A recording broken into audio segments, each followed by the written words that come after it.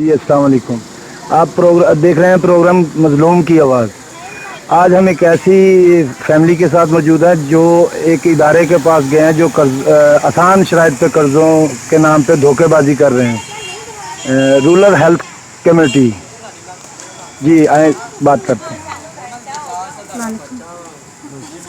ਸਲਾਮੁਅਲੈਕੁਮ ਭਾਈ ਅਸੀਂ ਇੱਕ ਇਦਾਰਾ ਵਾ ਕਿ ਇੱਥੇ ਬਿਜਲੀ ਘਰ ਦੇ ਕੋਲ ਤੇ ਉੱਥੋਂ ਲੋਨ ਲੈਣਾ ਸੀ ਤੇ 4 ਮੈਂਬਰਾਂ ਦਾ ਗਰੁੱਪ ਸੀਗਾ ਤੇ 4 ਮੈਂਬਰਾਂ ਦੀ ਅਸੀਂ ਜ਼ਮਾਨਤ ਦੇਣੀ ਸੀਗੀ ਤੇ ਇਹਨਾਂ ਦੇ ਸਾਰਿਆਂ ਦੇ ਫਾਰਮ ਹੋਏ ਸੀਗੇ ਤੇ ਇਹਨਾਂ ਨੇ ਸਾਡਾ ਚੈੱਕ ਲੈ ਲਿਆ ਵਾ ਤੇ ਹੁਣ 5-6 ਮਹੀਨੇ ਹੋ ਗਏ ਸਾਨੂੰ ਚੈੱਕ ਨਹੀਂ ਦਿੰਦੇ ਜਦੋਂ ਉੱਤੋਂ ਧਮਕੀਆਂ ਲਾਉਂਦੇ ਆ ਤੇ ਜਿਹੜੇ ਮੈਂਬਰ ਵਾ ਉਹ ਵੀ ਸਾਡੇ ਨਾਲ ਗਏ ਆ ਉਹਨਾਂ ਦੀ ਅਸੀਂ ਜ਼ਮਾਨਤ ਦਿੱਤੀ ਸੀਗੀ 2 ਲੱਖ ਰੁਪਇਆ ਬਣਦਾ ਸੀ 4 ਮੈਂਬਰਾਂ ਦਾ ਤੇ ਇਹਨਾਂ ਨੇ 3 ਲੱਖ ਦਾ ਭਰਿਆ ਇਹ ਕਹਿੰਦੇ ਕਿ ਤੇਰੇ ਮੀਆਂ ਖੁਦ ਸਾਡੇ ਘਰ ਦੇ ਕੇ ਗਏ ਆ ਕਿ ਜਗ੍ਹਾ ਵੇਚ ਕੇ ਤੇ ਅਸੀਂ 3 ਲੱਖ ਰੁਪਇਆ ਦਿੱਤਾ ਤੇ ਇਹ ਸਾਰਾ ਝੂਠੀ ਕਹਾਣੀ ਆ।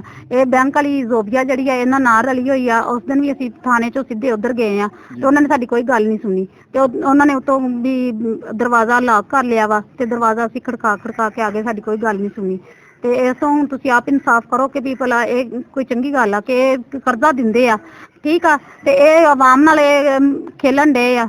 ਅਸੀਂ ਵੇਖੋ ਕਿ ਲੱਗਦਾ ਕਿ ਅਸੀਂ 3 ਲੱਖ ਰੁਪਇਆ ਇਹਨਾਂ ਕੋਲ ਲਿਆ ਵਾ ਅਸੀਂ ਤੇ ਇੱਕ ਜ਼ਮਾਨਤ ਦੇ ਤੌਰ ਤੇ ਦਿੱਤਾ ਮੇਰੇ ਮੀਆਂ ਨੇ ਸਾਈਨ ਕੀਤੇ ਆ ਮੈਂ ਖੁਦ ਇਹਨਾਂ ਨੂੰ ਚੈੱਕ ਫੜਾਇਆ ਵਾ ਇਹ ਕਹਿੰਦੇ ਕਿ ਅਸੀਂ ਖੁਦ ਸਾਈਨ ਕਰਵਾਨੇ ਇੱਥੋਂ ਸਾਡੇ ਘਰੋਂ ਸਾਈਨ ਕਰਵਾ ਕੇ ਉੱਥੇ ਜਾ ਕੇ ਇਹਨਾਂ ਨੇ ਕਿਹਾ ਕਿ ਰਿਜੈਕਟ ਹੋ ਗਿਆ ਫਾਰਮ ਉਦੋਂ ਦੇ ਅਸੀਂ ਲੈ ਕੇ ਤੇ ਅੱਜ 5ਵਾਂ-6ਵਾਂ ਮਹੀਨਾ ਵਾ ਕਿ ਸਾਨੂੰ ਚੈੱਕ ਨਹੀਂ ਵਾਪਸ ਕਰ ਰਹੇ।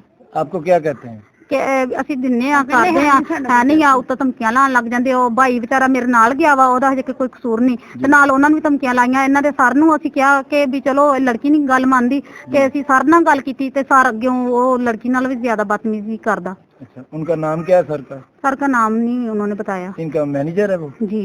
अच्छा तो आप अकेली गई थी वहाँ पे? नहीं हम 3-4 दफा गए हैं बाजी को भी साथ लेके गए हैं बाजी का बेटा गया है बाजी की बेटी गई है।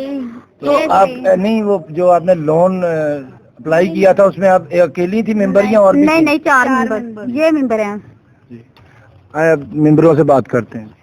जी बच्चे हाँ जी भाई ना बाजी नाजी ने बाजी नाज से पैसे लेके दे भाई नाजी कहती असं बस महीना वाला है उसके बस महीना से पैसे लाने मैं ਤੇ ਅਸੀਂ 4 ਮੈਂਬਰ ਸੀ ਪੂਰੇ ਬਸ ਮੀਨਾ ਦੇ ਘਰ ਹੈ ਨਾ ਉਹ ਨਮਨ ਦਾ ਇੱਕ ਜ਼ੋਵੀ ਤੇ 2 ਜਿਹਨੇ ਨਾਲ ਭਾਈ ਉਹਦੇ ਨਾਲ 2 ਭਾਈ ਆਏ ਸੀ ਨਾਲ ਤੇ ਨਾ ਬਾਜੀ ਨਾਲ ਨੇ ਸਾਡੇ ਖਾਤੇ ਚੈੱਕ ਲਾਤਾ ਉਹਨਾਂ ਦਾ ਤੇ ਬਾਅਦ ਜਦੋਂ ਅਸੀਂ ਜਾਂਦੇ ਹੈਗੇ ਤਾਂ ਅੱਗੇ ਧਮਕੀਆਂ ਲਾਉਂਦੇ ਆ ਕਿ ਨਹੀਂ ਅਸੀਂ ਨਹੀਂ ਪੈਸੇ ਦੇਣੇ ਨਮਨ ਦਾ ਮੈਂਬਰ ਦਾ 4 ਮੈਂਬਰ ਦਾ 2 ਲੱਖ ਰੁਪਇਆ ਬਣਦਾ ਹੈਗਾ ਤੇ ਉਹਨਾਂ ਨੇ 3 ਲੱਖ ਰੁਪਇਆ ਪਾਇਆ 3 ਲੱਖ ਰੁਪਇਆ ਉਹਨਾਂ ਨੇ ਪਾਇਆ ਕਾਹਦੇ वास्ते साढ़े तो 2 लाख रुपया भाई बनता है। जो दिया आपने वो आपने ब्लैंक दिया या उसमें अमाउंट ब्लैक दिया है? नहीं भाई ब्लैक दिया। अच्छा अब उसमें अमाउंट भरी हुई है? कोई नहीं हाँ जी कोई नहीं भरी 80 नहीं कोई भरी हैगी भाई उन लोगों ने भर के दे दिया।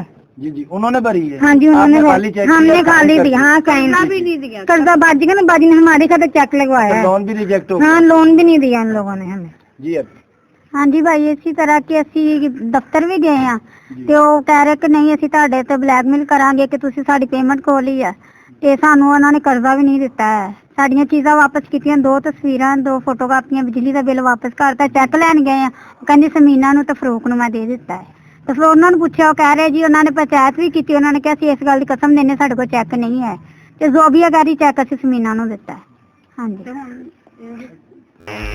भाई ਇਹਨਾਂ ਦੇ ਹਾਲਾਤ ਵੇਖੋ ਤੁਸੀਂ ਬੱਚਿਆਂ ਦੇ ਹਾਲਾਤ ਦੇਖੋ ਉਹਨਾਂ ਦੀ ਰੋਟੀ ਨਹੀਂ ਘਰ ਵਿੱਚ ਪੱਕਦੀ 3 ਲੱਖ ਉਹਨੇ ਕਿੱਥੋਂ ਦਿੱਤਾ 3 ਲੱਖ ਤੇ ਆਪਣਾ ਦੇ ਕਰਜ਼ੇ ਲਾਏ ਉਹਨੇ ਬੈਂਕਾਂ ਦੇ ਕੇ ਸਾਨੂੰ ਵੀ ਜ਼ਲੀਲ ਕੀਤੀ ਬੈਠੀ ਉਸ ਗਰੀਬਣੀ ਵੀ ਜ਼ਲੀਲ ਸਾਡੇ ਵਰਗੀ ਉਹ ਭੈਣ ਆ ਗਰੀਬਣੀ ਭੈਣ ਆ ਇੰਨਾ ਜ਼ੁਲਮ ਕੀਤੇ ਦੇ ਨਾਲ ਜ਼ੁਲਮ ਹੋਇਆ ਉਹਨੂੰ ਚਾਹੀਦਾ ਇਦਾਰਾ ਵੀ ਬੰਦ ਹੋਵੇ ਜ਼ੋਬੀਆ ਨੂੰ ਵੀ ਸਜ਼ਾ ਮਿਲਣੀ ਚਾਹੀਦੀ ਹਰ ਬੰਦੇ ਨੂੰ ਜਿਹਨੇ ਸਾਨੂੰ ਜ਼ਲੀਲ ਕੀਤਾ ਉਹਨੂੰ ਹੋਣਾ ਚਾਹੀਦਾ ਦਫ਼ਤਰ ਤਾਂ ਇਹਨਾਂ ਦਾ ਬੰਦ ਕਰਵਾਓ ਇਹਨੂੰ ਵਿਚਾਰੇ ਨੂੰ ਚੈੱਕ ਲੈ ਕੇ ਦਿਓ ਤੇ ਬੱਚਿਆਂ ਦੇ ਹਾਲਾਤ ਵੇਖੋ ਤੁਸੀਂ ਉਹਨਾਂ ਦੀ ਮਾਈ ਵੇਖੋ ਬੁੱਢੀ ਠੇਰੀ ਮਾਈ ਉਹਨਾਂ ਦੀ ਬੇਟੀ ਹੋਈ ਘਰ ਉਹ ਬੱਚਿਆਂ ਨੂੰ ਸੰਭਾਲਦੀ ਉਹ ਸਾਰੀ ਦਿਹਾੜੀ ਵਿਚਾਰੀ ਫਿਰਦੀ ਆ ਕਦੀ ਕਿਸੇ ਦੀ ਮਿੰਨਤ ਕਰਦੀ ਕਦੀ ਕਿਸੇ ਦੀ ਮਿੰਨਤ ਕਰਦੀ ਕਿ ਮੈਨੂੰ ਲੈ ਦਿਓ ਕਰ ਦਿਓ ਅਸੀਂ ਵੀ ਇਹਦੇ ਪਿੱਛੇ ਚੱਲਦੇ ਪਏ ਤੁਹਾਡੀ ਮਿਹਰਬਾਨੀ ਇਹਦਾ ਵਿਚਾਰੇ ਦਾ ਕਰੋ ਕੁਛ ਇਹਦਾ ਚੈੱਕ ਵਾਪਸ ਕਰਵਾ ਕੇ ਦਿਓ ਤੇ ਅਦਾਰਾ ਬੰਦ ਕਰਾ ਜ਼ੋਬੀਆ ਨੂੰ ਸਜ਼ਾ ਦੇਣੀ ਚਾਹੀਦੀ।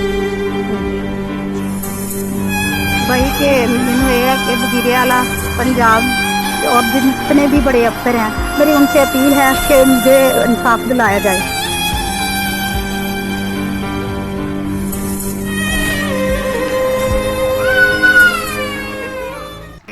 जी ये थी वो मुतासरा फैमिली जो एक जालसाज इदारे का शिकार बनी और मेरी आला हुकाम से यही गुजारिश है भी इनकी दाद रसाई की जाए। जी।